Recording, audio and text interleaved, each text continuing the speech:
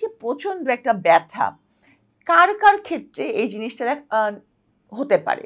যেমন আমি বলেছি যে ওবেস মানে যারা খুব মোটা।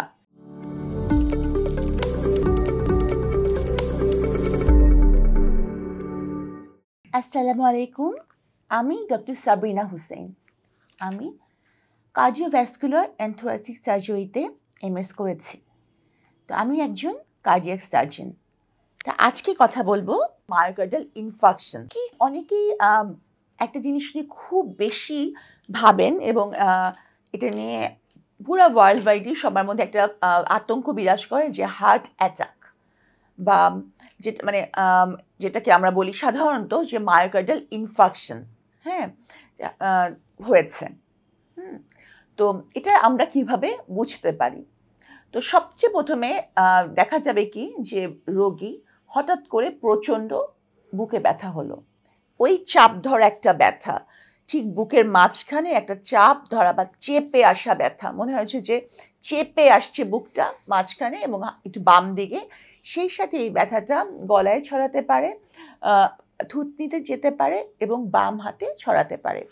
এই প্রচণ্ড ব্যথাটা, এই ব্যথার সাথে দেখা যাচ্ছে যে শ্বাসকষ্ট হতে পারে, কোনো কোনো সময় বমি হয়, বমি ভাব হয়।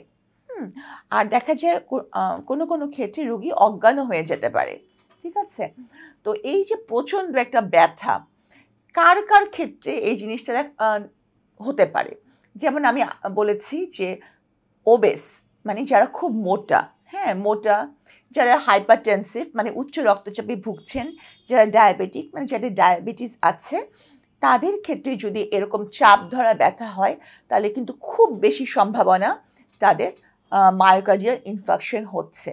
যারা ধূমপায়ী মানে দীর্ঘদিন ধরে ধূমপান করছেন, তাদের ক্ষেত্রেও যদি এরকম একটা চাপ ধরা ব্যথা অনুভব হয়, বিশেষ করে পরিশ্রমের সময়, ধরেন উনি কোনো কাজ করছিলেন বা উনি একটা হেভি খাবার খেয়েছেন, এসে বসেছেন, ওই সময় মানে এরকম একটা সময় যদি এরকম ব্যথা হয় তাহলে আমরা ধরে নিতে পারি যে এটা মায়োকার্ডিয়াল ইনফার্কশনের ব্যথা হতে পারে। আমরা মায়োকার্ডিয়াল ইনফার্কশন হোক বা না হোক, সাথে সাথে তাকে নিকটস্থ এমন একটা হাসপাতালে নিয়ে যাব যেখানে কার্ডিয়াক ইভ্যালুয়েশনের ব্যবস্থা আছে। আমরা এমন কোথাও যদি নিয়ে যাই যেখানে এই ইভ্যালুয়েশনের ব্যবস্থা নাই, মানে ধরেন ইসিজি বা ইকো বা কোনো কার্ডিয়াক এনজাইম যেগুলো আমরা মায়োকার্ডিয়াল ইনফার্কশন বা হার্ট অ্যাটাকের ক্ষেত্রে করে থাকি, সেগুলোর কোনো ব্যবস্থা নেই, সেক্ষেত্রে কিন্তু আমাদের সময়টাই নষ্ট হবে। এখন